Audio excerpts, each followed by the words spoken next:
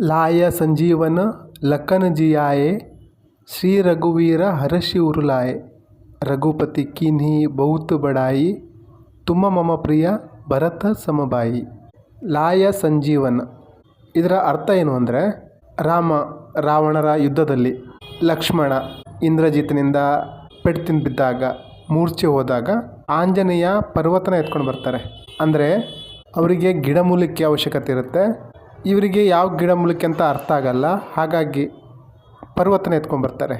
ಇದನ್ನು ಕಂಡಂತಹ ರಘುವೀರ ರಾಮ, ನೀನು ನನ್ನ ಸೋದರ ಭರತಂತರ ಸಮ ಅಂತ ಹೇಳ್ತಾರೆ.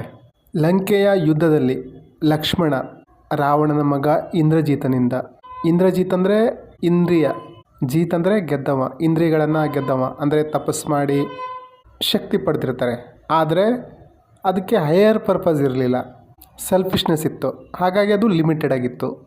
ಇಲ್ಲಿ ರಾಮ ದ ಲೈಟ್ ವಿದಿನ್, ಬೆಳಕು. ಲಕ್ಷ್ಮಣ ಅಂದರೆ is that spiritual speaker who serve the light within. ಇಬ್ಬರ ನಡುವೆ ಯುದ್ಧ ಆದಾಗ ಲಕ್ಷ್ಮಣ ಕೋಮಾಗಿ ಹೋಗ್ತಾರೆ. ಸೊ ಆವಾಗ ಹನುಮಂತ ಅಂದರೆ ಇಲ್ಲಿ ಭಕ್ತಿ, ಶ್ರದ್ಧೆ, ಡಿವೋಷನ್, ಪರ್ವತ ಎತ್ಕೊಂಡ್ಬರ್ತಾರೆ. ನಾವು ಸಹ ಹೈಯರ್ ಗೋಲ್ ಸೆಟ್ ಮಾಡಿದಾಗ ಒಂದೊಂದು ಸಲ ಸ್ಟ್ರಕ್ ಆಗ್ಬಿಡ್ತೀವಿ, ಏನು ಮಾಡಬೇಕು ಗೊತ್ತಾಗಲ್ಲ, ಡೌನ್ ಫೀಲ್ ಮಾಡ್ತೀವಿ, ಇನ್ನು ಏನೂ ಆಗಲ್ಲ ಅಂದ್ಕೋತೀವಿ. ಆವಾಗ ಭಕ್ತಿ ಧ್ಯಾನ ಮಾಡೋದ್ರಿಂದ ನಾವು ಆ ಆಪ್ಟಿಕಲ್ಸ್ನ ದಾಟಬಹುದು. ನಾವು ಏನು ಮಾಡ್ತೀವಂದರೆ, ಅಲ್ಲಿ ಲಕ್ಷ್ಮಣ ಮೂರ್ಛೆ ಹೋದಾಗ ಎಲ್ಲರೂ ಯೋಚನೆ ಮಾಡ್ತಾರೆ, ಡಾಕ್ಟ್ರ್ ಎಲ್ಲಿದ್ದಾರೆ, ಎಲ್ಲಿ ಸಿಗ್ತಾರೆ. ಅಂದರೆ ರಾವಣನ ಹತ್ರ ಡಾಕ್ಟ್ರ್ ಇದ್ದರು, ಅವರನ್ನು ಯಾವ ರೀತಿ ಕನೆಕ್ಟ್ ಆಗೋದು, ಯಾಕಂದರೆ ಲಂಕೆ ಒಳಗಡೆ ಹೋಗೋದು ಅಸಾಧ್ಯ, ಅವರನ್ನು ಯಾವ ರೀತಿ ಕರ್ಕೊಂಬರೋದು ಅಂತ ಯೋಚನೆ ಮಾಡ್ತಾಯಿದ್ರು, ಆ್ಯಕ್ಷನ್ ತೊಗೊಳ್ತಾ ಇರಲಿಲ್ಲ. ಆದರೆ ಹನುಮಂತ ಅವರಿಗಷ್ಟು ಟೈಮ್ ಇರಲಿಲ್ಲ, ಅವರು ಸೀದಾ ಲಂಕೆಗೆ ಹೋಗಿ ಆ ಡಾಕ್ಟ್ರನ್ನ ಎತ್ಕೊಂಬರ್ತಾರೆ. ಸೊ ಡಾಕ್ಟರು ಟೆಸ್ಟ್ ಮಾಡಿದಾಗ ಇದಕ್ಕೆ ಒಂದು 4 ಗಿಡಮೂಲಿಕೆ ಬೇಕು, ಅದಿದ್ದರೆ ಅವರು ಬದುಕ್ತಾರೆ ಅಂದಾಗ ಇವರೆಲ್ಲರೂ ಯೋಚನೆ ಮಾಡ್ತಾರೆ, ಹೇಗೆ ಹೋಗೋದು, ಹೇಗೆ ಹುಡ್ಕೋದು ಅಂತ ಎಲ್ಲರೂ ಯೋಚನೆ ಮಾಡ್ತಾ ಇರ್ತಾರೆ, ಯಾರೂ ಆ್ಯಕ್ಷನ್ ತಗೊಳ್ಳಲ್ಲ.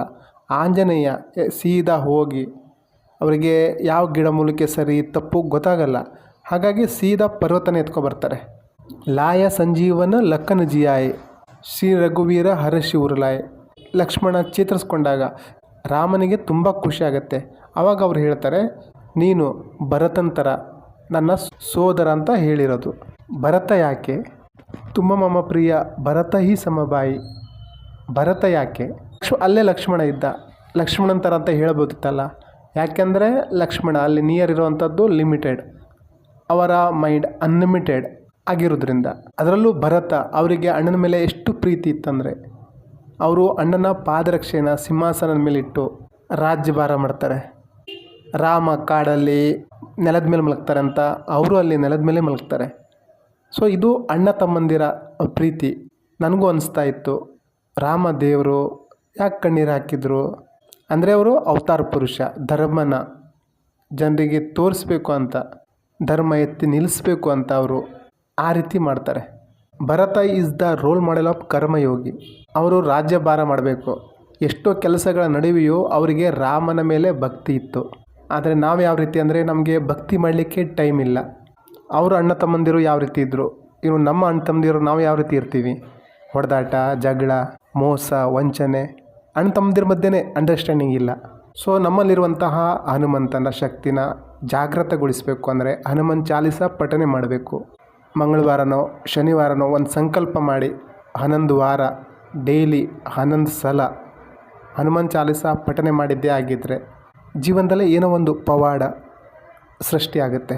ಪ್ರಯತ್ನ ಮಾಡಿ ನೋಡಿ, ನಿಮ್ಮ ಏನು ಇಚ್ಛೆ ಇದೆ, ಮನೋಕಾಮನೆ ಏನಿದೆ ಅದು ಪೂರ್ಣ ಆಗುತ್ತೆ.